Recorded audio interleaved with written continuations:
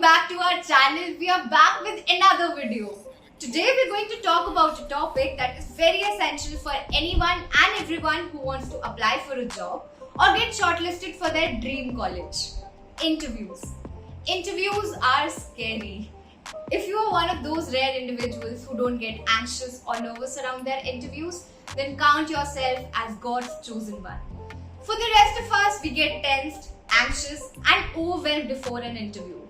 Some of us have this potential to work and meet the task, but we lack the energy and the art of presenting ourselves in the interview. It can be incredibly difficult and sometimes it drains our energy. And guys, believe us when we tell you that it is completely natural to feel anxious and overwhelmed at the time of the interview. But there is a way out. We can overcome all our fears and anxiety and come out shining bright through our hard work, faith and persistence. According to an article in Forbes, around 33% of employers know if they want to hire you or not in first 90 seconds. It is very imperative for you to make a firm grip over the situation and have things under control. You never know what are the types of questions that could be asked in an interview, but you can always prepare for some frequently asked topics as a safeguard. Your success in a job interview depends a great deal on how you prepare for it. By preparing, you will feel much more in control. Here are some 4 top questions that are likely to be asked by the employer and their answering tips. Remember, these are only the guiding points. Prepare well in advance for the interview and answer all the questions confidently. Question number 1. Tell me something about yourself or introduce yourself. This question is often the very first thing an employer will ask you to do. Whether you're having a first round of the interview or the final round, this question is always asked. This answer is what will determine the entire flow of the interview. The answer will decide whether you go with the flow of the interview or whether you determine the flow. This question is where the actual conversation begins. Ensure to choose the right starting point of your story. Instead of stating the obvious, you can ease into the interview by telling about the stuff they don't already have on paper with them. Mention about the things that aren't included in your resume or statement of purpose. So, for example, you start with, "Hi, my name is Ruchika. I am from Pori and I've been brought up in a conservative family." So the next question that the interviewer will ask you will probably not be the one that they already had on their list and be something like, "Where is Pori?" Now you determine the flow of the interview. So think about unique things about yourself, your background, your culture. Lily Zhang, the manager of graduate student professional development at MIT Media Lab and the writer for The Muse, recommends a very simple and effective formula for structuring your response: present, past and future. When you talk about your present, talk a little about what your current role is, the scope of it and perhaps a recent big accomplishment.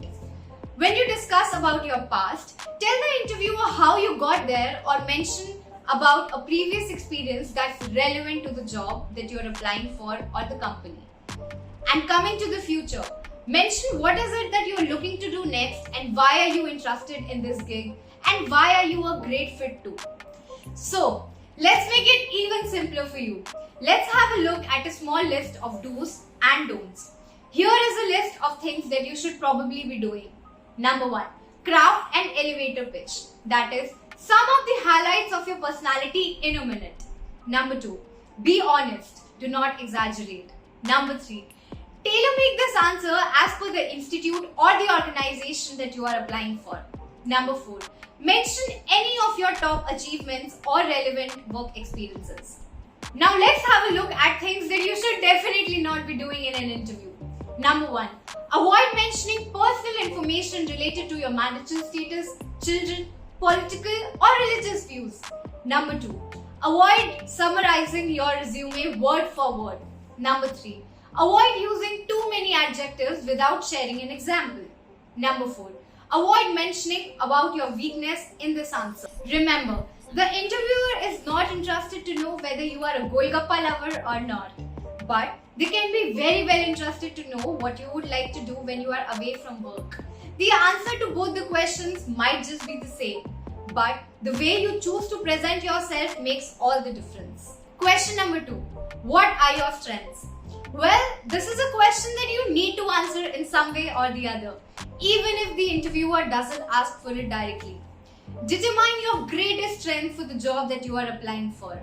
Before appearing for the interview, you must read about the company's vision, mission, history, and requirements.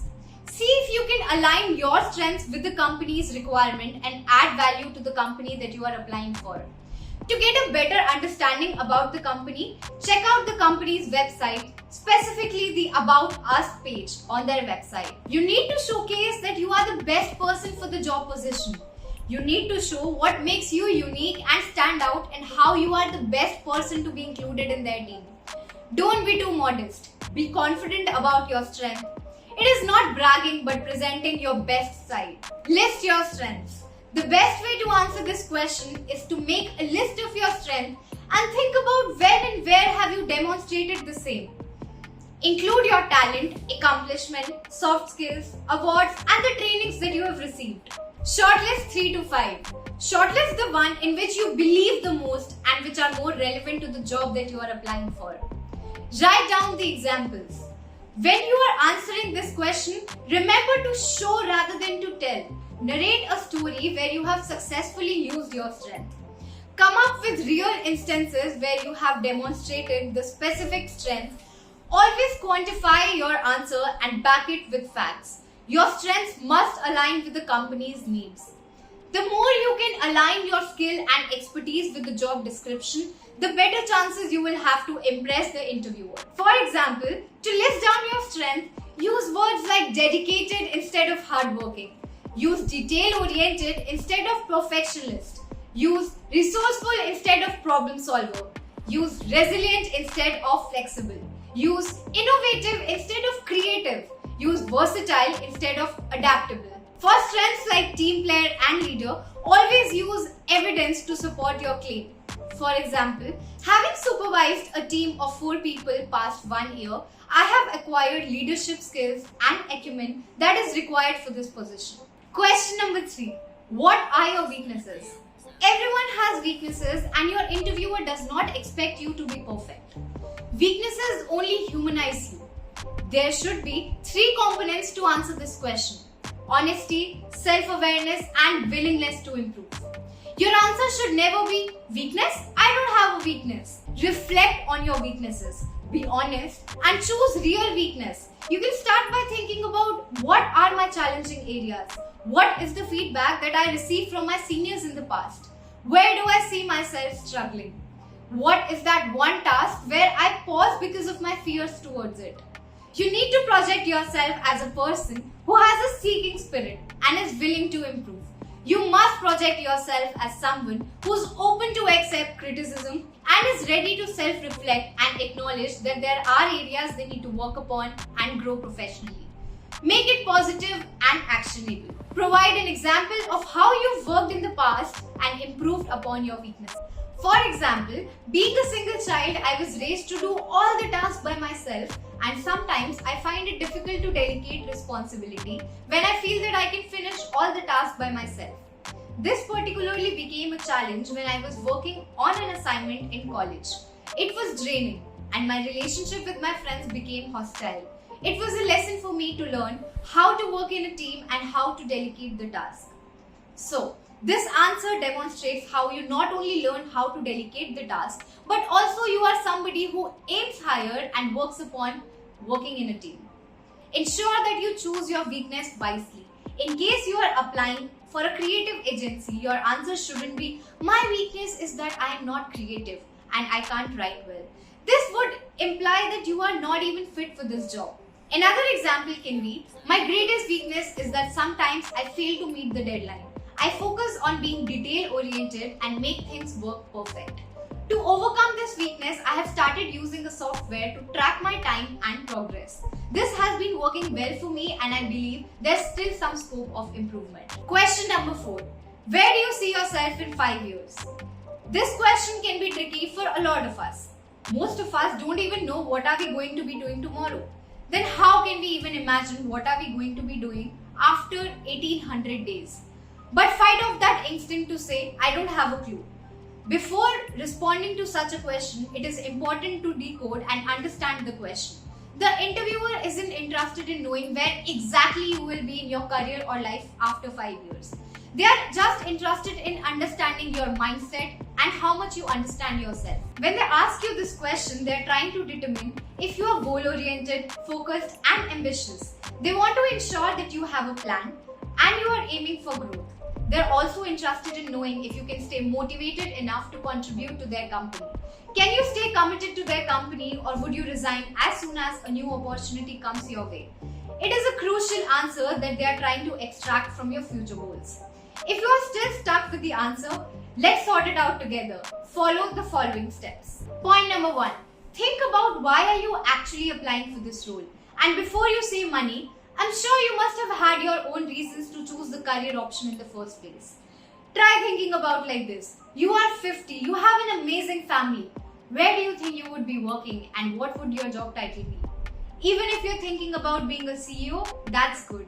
You have your answer there. Point number 2. Now if you're joining as a marketing executive, what is the next possible title for you and how much time would it take for you to ideally be promoted to that title? Point number 3. What are the skills and experiences that you would need to be promoted to that next job title? Now that you have all these 3 answers, it is easier for you to determine what you possibly would be doing in next 5 years. Firstly, quickly mention all the plan that you have at the end of the line and how this current job is going to be a good starting point for you. Second, talk about being promoted and working at a senior level position in the same field.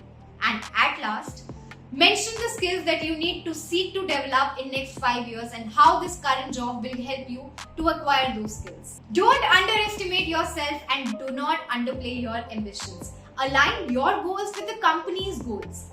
Be clear about your career goals and think about all the kinds of projects that you plan to work on and the kind of work culture you would wish to promote. Remember to be confident and answer effectively. Practice interviewing with a friend or a family member ahead of time, and it will be much easier for you when you are actually giving an interview. Hi everyone, thank you so much for watching this video. If you have any friends, relatives, anybody who's preparing for an interview, please share this video with them. We would love to hear your comments in the comment section below. Please like this video and subscribe to our channel. Stay tuned.